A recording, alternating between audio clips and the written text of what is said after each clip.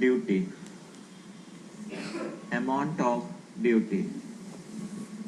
Second है central government has power to exempt amount of duty, exempt amount of duty, amount of duty. ठीक है, central government के पास power है, central government चाहे तो ड्यूटी अमाउंट को इंक्रीज कर सकता है या ड्यूटी अमाउंट को बिल्कुल माफ कर सकता है। तो सबसे पहले आते हैं power to increase the amount of duty. इसके नीचे हम लोग लिखते हैं when rate of excise duty,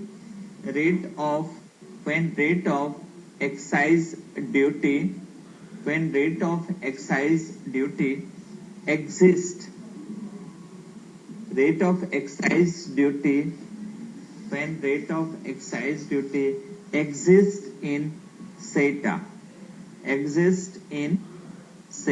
Central Excise Tariff Act।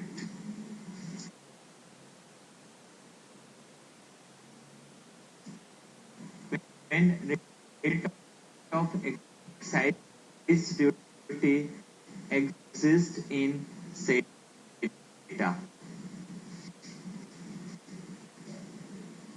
no rate exists, no rate exists,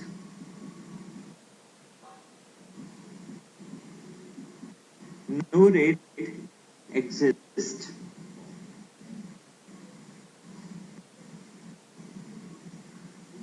when rate of duty exists in SETA, yes,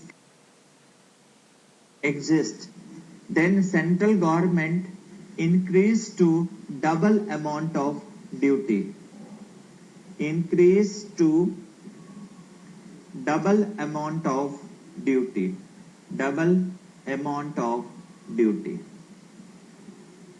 यानी जब रेट एग्जिस्ट है सेटा में तो सेंट्रल गवर्नमेंट उस अमाउंट को डबल कर सकती है। जैसे 15% रेट एग्जिस्ट करता है, जैसे यहाँ पे एग्जिस्टिंग रेट है, सपोज रेट है 15%, तो सेंट्रल गवर्नमेंट इंक्रीज करके कितना कर सकती है?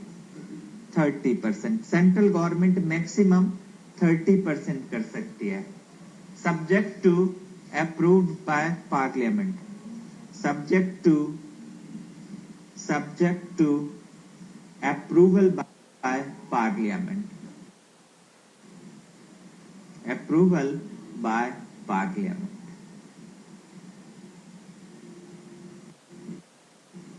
ठीक है, ये अप्रूव करवाना पड़ेगा पार्लियामेंट से, subject to approval by parliament।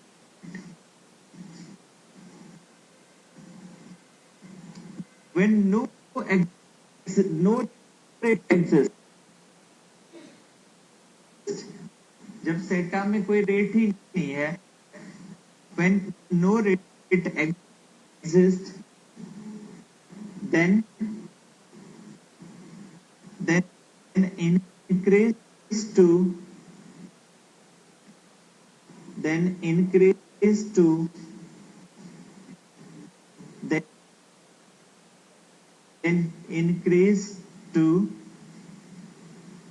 50%, increase to 50%। Suppose सेटा में नील रेट है, ठीक है, सेटा में नील रेट लिखा है, तो क्या कर सकते हैं सेंट्रल गवर्नमेंट? एग्जाम्पल में सपोज रेट है नील, रेट नील है, तो सेंट्रल गवर्नमेंट इसको बढ़ा के अप टू 50% तक कर सकती है, 50% तक। ठीक है, ये पावर है सेंट्रल गवर्नमेंट के पास। या तो आप पहले से रेट है सेटा में तो डबल कर दो, पहले से रेट नहीं है तब 50%, ये मैक्सिमम अप टू है, इंक्रीज अप टू 50%, ये मैक्सिमम है। हो सकता है नील को 10% कर दे, 20% कर दे, 30% कर दे। 50 is the maximum rate.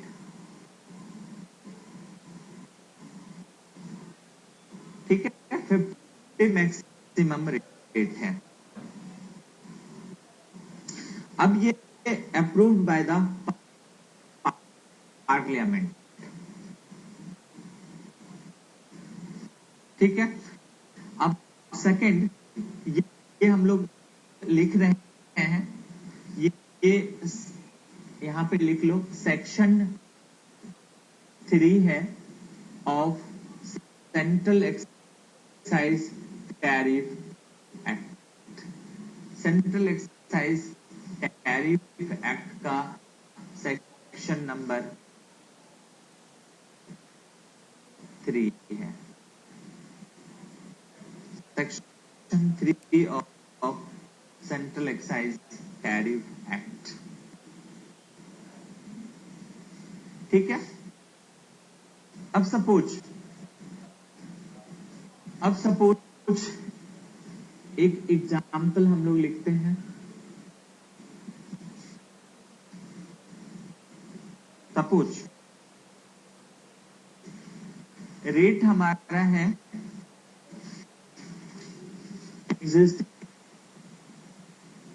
Existing rate है 16%। सेंट्रल गवर्नमेंट कितना इंक्रीज कर सकती है? Central government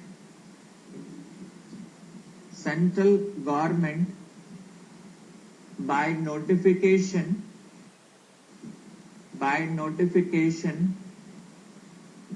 increase to maximum up to बताओ 32%। सेंट्रल गवर्नमेंट इस अमाउंट को इंक्रीज करके 32% कर सकते हैं, मैक्सिमम अप टू 32%। ठीक है, अब सेंट्रल गवर्नमेंट ने इंक्रीज कर दिया 30% with effect from 1st July 2014। Suppose मान लेते हैं 1 जुलाई 2014 से 32% इंक्रीज कर दिया। ठीक है, अब इंक्रीज करने के बाद ये पार्लियामेंट से अप्रूव करवाना पड़ेगा, ये रेट पार्लियामेंट से अप्रूव करवाना पड़ेगा। अब ये भेज दिया, नोटिफिकेशन इशू करने के बाद अब ये send to parliament for approval, send to parliament for approval.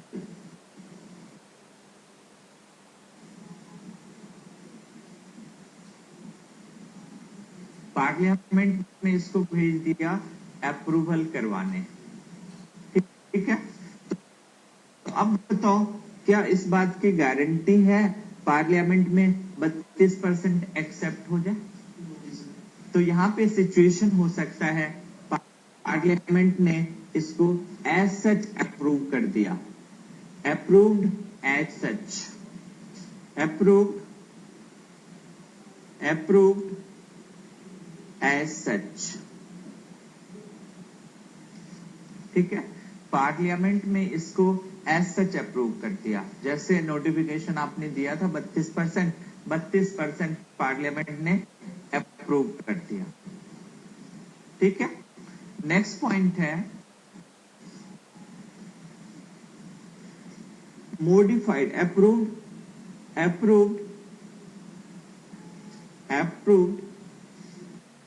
after modification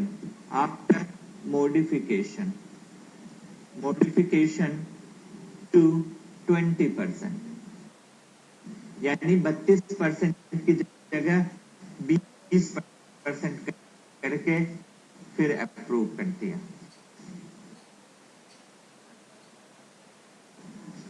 और पार्लियामेंट ने रिजेक्ट कर सकता है, रिजेक्ट कर दिया, रिजेक्टेड। ठीक है, अगर पार्लियामेंट ने अप्रूव कर दिया एज सच, कोई प्रॉब्लम ही नहीं है। आपने नोटिफिकेशन इश्यू किया, पार्लियामेंट ने अप्रूव कर दिया, कोई क्वेश्चन ही नहीं उठता। सेकंड में है कि आपने अप्रूव कर दिया, ठीक है, पार्लियामेंट में आके 32% की बजाय 20% हो जाता है। तो क्या पार्लियामेंट आज नोटिफिकेशन आपने इशू किया, कल पार्लियामेंट अप्रूव कर देगी? पार्लियामेंट में तो महीने, 2 महीने, 3 महीने लग जाते हैं। तो अब सपोज ये टाइम ले लेता है, 1 जुलाई को आपने नोटिफिकेशन इशू किया, 1 जुलाई से 32% एक्साइज ड्यूटी पे करनी होगी। अब सपोज ये अप्रूवल होता है ऑन 31 अक्टूबर 2014, 31 अक्टूबर 2014 को अप्रूव होता है पार्लियामेंट में। ठीक है, तो अब बताओ इस केस में 1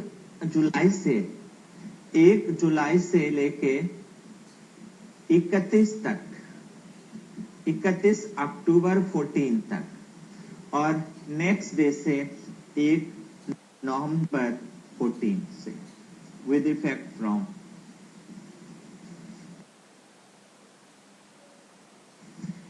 इस बीच में। और बिफोर, इससे पहले जो रेट है, इससे पहले क्या रेट था? 1 जुलाई 2014 से पहले 16%, इससे पहले इस बीच में हो गया 32%, और यहां से 20%। अब बताओ इस बीच में 32% जिसने पे कर दिया है उसका क्या होगा? उसको गवर्नमेंट वापस कर देगी या नहीं करेगी? लेकिन गवर्नमेंट से पैसे लेना इतना आसान है नहीं, ठीक है, तभी इस अमाउंट को आप रिफंड नहीं मांग सकते, ये अमाउंट आपको मिलेगा भी नहीं। ठीक है, जो अमाउंट आपने पे कर दिया, ये अमाउंट आपको वापस नहीं मिलेगा। ठीक है, तो ये पॉइंट्स हैं, ये अमाउंट जो डिफरेंस है इसका, ये विल नॉट बी रिफंडेबल। ठीक है, तो ये पॉइंट्स हैं। अब रिजेक्ट हो गया, रिजेक्ट हो गया तो क्या करेंगे? इस बीच में रिजेक्ट, ये सेम सीन आता है, 31 अक्टूबर 14 को रिजेक्ट हो जाता है। तो यानी 3 महीने 32% आपने दे ही दिया, तो 3 महीने का 32%, उसके बाद से फिर से 16% हो जाएगा। यानी इससे पहले, यानी 1 जुलाई 14 से लेके 31 अक्टूबर 14 तक ये 32%, इससे पहले भी 16% है, उसके बाद भी 16%। ठीक है, 1 जुलाई 14 से लेके 31 अक्टूबर 14 तक, इस बीच में आपने 32% दिया है, तो 32%, इससे पहले 16%, इसके बाद भी 16%, क्योंकि अब तो रिजेक्ट हो गया, पार्लियामेंट ने रिजेक्ट कर दिया इसको। तो ये ओवरऑल प्रोविजन है सेक्शन 3। इमरजेंसी पावर है, emergency power of the central government to increase the rate of excise duty, this is the emergency power. Second point में अब आते हैं, एग्जेम्प्ट अमाउंट ऑफ ड्यूटी। ये सेक्शन 5A है, ये section 5 capital A of Central Excise Act 1944. Section 5A, Section 5A of Central Excise Act 1944.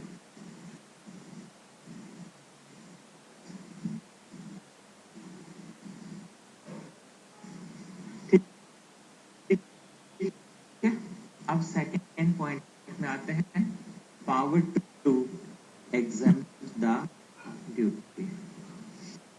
Power to exempt the duty. ठीक है, तो first power to exempt the duty. इस case में central government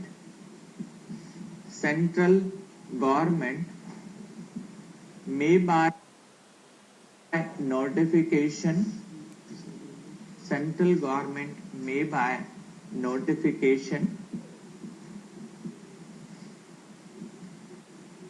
in official gazette, central government may by notification in official gazette.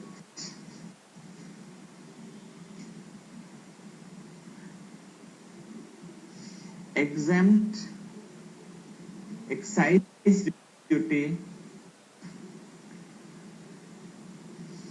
exempt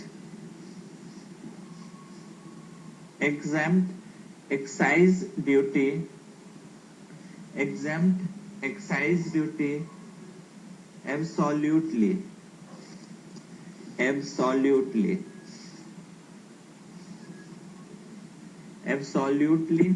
or exempt excise duty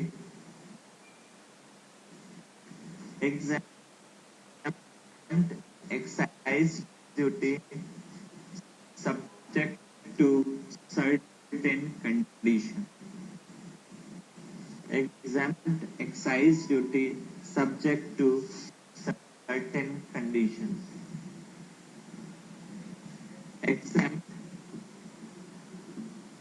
excise duty subject to certain conditions. Subject to certain conditions.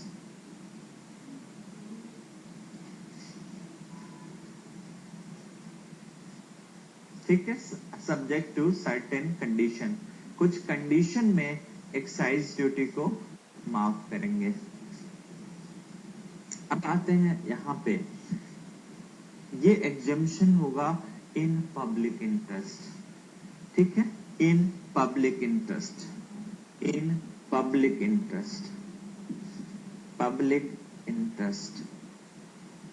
ये भी public interest में होगा, in public interest,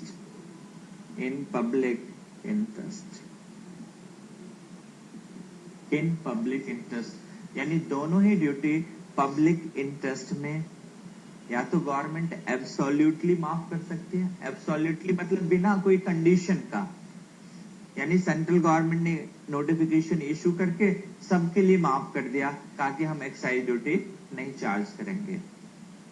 और second है कि certain condition, कि आप इन condition को फुलफिल करोगे, सेटिस्फाई करोगे, तभी एग्जम्पशन मिलेगी। ठीक है, अब एब्सोल्युटली में आते हैं, यहां पे एग्जम्पशन मिलता है आपको, तो इस केस में मैन्युफैक्चरर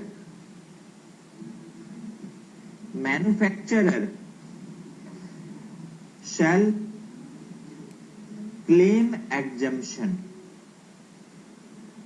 अब बताओ, गवर्नमेंट की जबरदस्ती है कि आपको ये एग्जम्पशन लेनी पड़ेगी, आप मना नहीं कर सकते, क्योंकि यहां शैल वर्ड यूज किया है, मैन्युफैक्चरर शैल क्लेम सच एग्जम्पशन, यानी जबरदस्ती है गवर्नमेंट का कि अगर एब्सोल्युटली एग्जम्प्ट है तो आपको क्लेम करना ही पड़ेगा। ठीक है, अब बताओ हमें सैनिटरी, यहाँ पे मैन्युफैक्चरर को ये क्रेडिट दे रहा है, एग्जम्पशन दे रहा है और कह रहा है कि आपको लेना पड़ेगा एग्जम्पशन। आप मना नहीं कर सकते कि मैं नहीं लूंगा एग्जम्पशन, आपको एग्जम्पशन क्लेम करना पड़ेगा। तो बताओ क्या सिचुएशन हो सकता है ऐसा। अब हमें एग्जम्पशन नहीं लेने में भी फायदा है या एग्जम्पशन लेनी ही पड़ेगी हमेशा। बताओ कुछ ऐसा सिचुएशन है जहां पे एग्जम्पशन नहीं भी लेने से हमें फायदा है। सैंडविच क्रेडिट, जब आप एग्जम्पशन लोगे, आपका गुड्स एब्सोल्युटली एग्जम्प्ट हो गया, तो सैंडविच क्रेडिट आपको नहीं मिलेगा। तो आप ये चाहोगे कि मैं इस पे ड्यूटी पे कर दूं और सैंडविच क्रेडिट क्लेम कर लो, तो ऐसा नहीं हो सकता। ठीक है, आपको मतलब फाइनल गुड्स को एब्सोल्युटली माफ किया, तो इसका मतलब आप ये एग्जम्पशन अवेल करोगे और सैंडविच क्रेडिट आप क्लेम नहीं करोगे। ठीक है, इस केस में आप ले भी सकते हो एग्जम्पशन, नहीं भी ले सकते हो। यहां पे manufacturer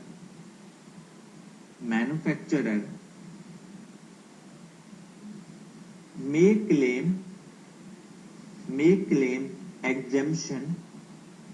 claim exemption on satisfaction of on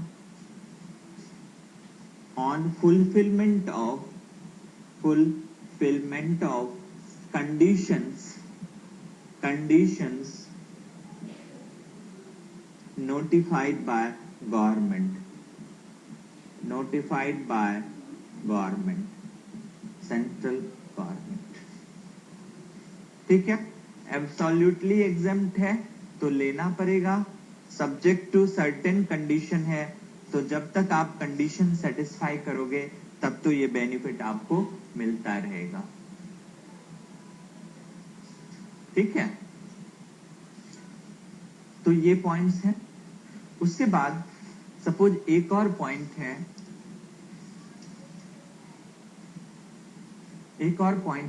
suppose आप एग्जम्प्टेड गुड्स बना रहे हो। ठीक है, आप एग्जम्प्टेड गुड्स बना रहे हो। ठीक है, हमारा इनपुट है, इनपुट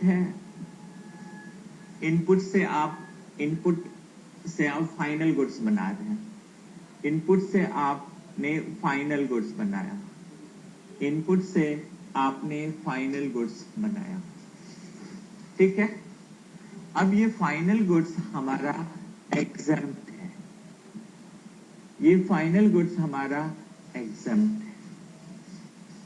अब बीच में बाय प्रोडक्ट बन जाता है, बीच में बाय प्रोडक्ट बनता है, बाय प्रोडक्ट्स और वेस्ट और स्क्रैप। अब बताओ इस बाय प्रोडक्ट और वेस्ट स्क्रैप पे हम ड्यूटी पे करेंगे। जब हमारा फाइनल गुड्स एग्जम्प्ट है तो ये भी एग्जम्प्ट हो जाएगा, ये भी एग्जम्प्ट हो जाएगा। ठीक है, जब फाइनल गुड्स आपका एग्जम्प्ट है तो तो इस केस में आपका बाय प्रोडक्ट, वेस्ट और स्क्रैप ये भी एग्जम्प्ट हो जाएगा। ठीक है, ये भी आपका एग्जम्प्ट है,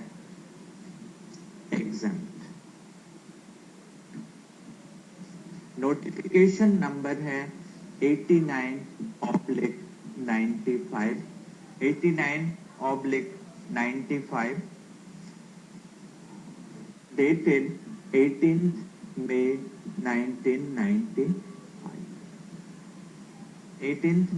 1995।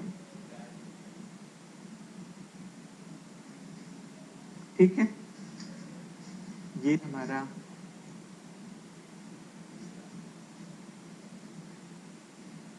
प्रोविजन है। इसके बाद हम लोग आते हैं section 37B। Section 37B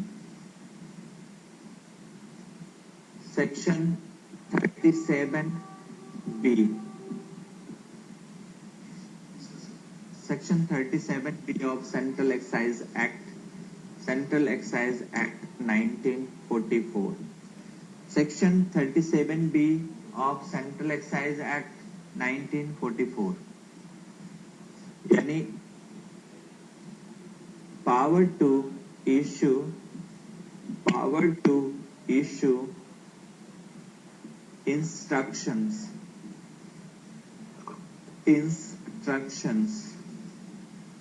or order or direction.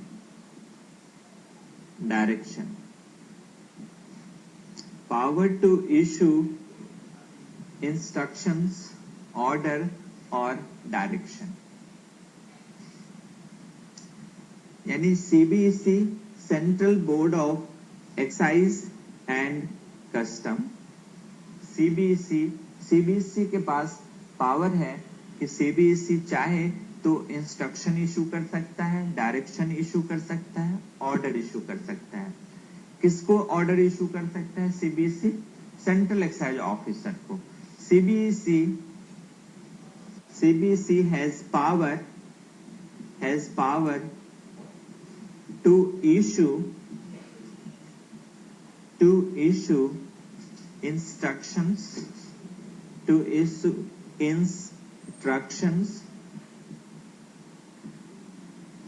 CBSE has power to issue instructions, order or directions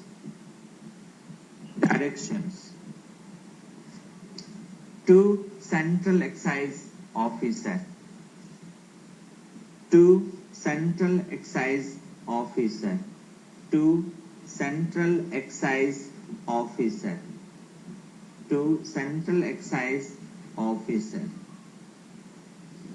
ठीक है. सीबीएसई को पावर दिया है सेंट्रल गवर्नमेंट ने कि आप चाहो तो इंस्ट्रक्शंस, ऑर्डर्स, डायरेक्शंस इशू कर सकते हो.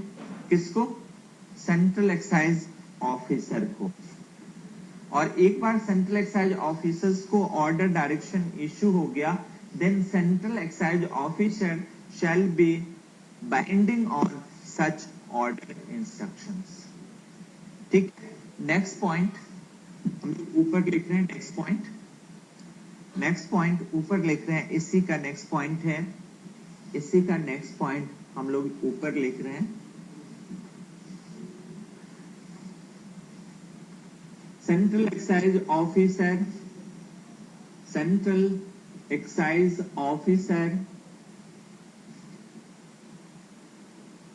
shall be binding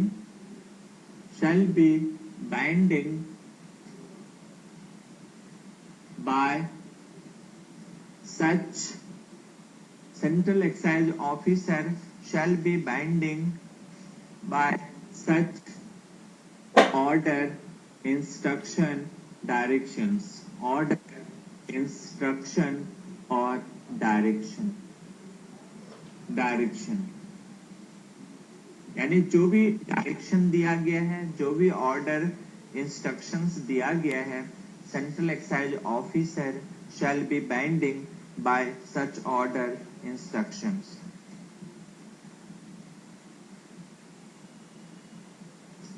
ठीक है.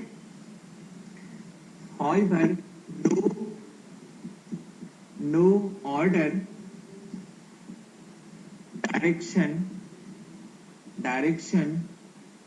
or instructions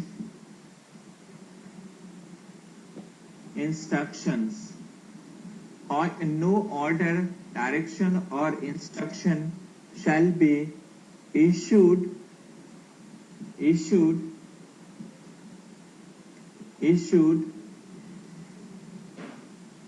for फर्स्ट में for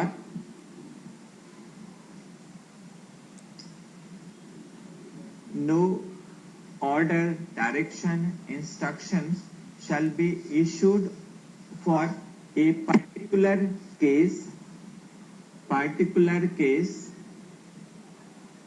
or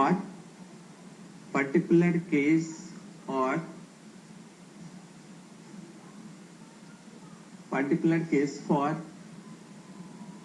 particular manner. ठीक है, कि इस तरह का ऑर्डर नहीं होना चाहिए जो एक पर्टिकुलर केस के लिए है और पर्टिकुलर मैनर के लिए है. For a particular case, for particular manner. Second point, issued so as to interfere the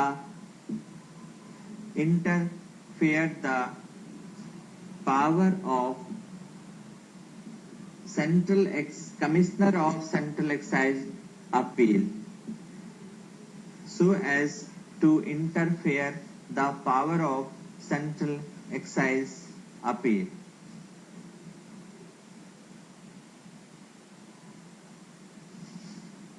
ठीक है, तो इसका मतलब है 37B ने पावर दिया है सीबीसी को कि आप ऑर्डर, इंस्ट्रक्शन, डायरेक्शन इशू कर सकते हो. आप किसको ऑर्डर इशू कर सकते हैं? सेंट्रल एक्साइज ऑफिसर को. Central excise officer shall be binding bye such order, direction और instructions. However, no such order shall be issued in following two cases: for a particular case, for particular manner of assessment, particular manner assessment, particular manner of assessment. कि आप एक particular case के लिए आप assessment के लिए order issue कर रहे हो कि आप इस ऑर्डर को इस तरह से निपटा लो. ऐसा ऑर्डर नहीं होना चाहिए और इस तरह का भी ऑर्डर ना हो ताकि commissioner of central excise appeal इनके पावर को इंटरफेयर कर रहा है. पावर का मतलब यहाँ पे डिस्क्रिशन से है. Discretion of central excise office.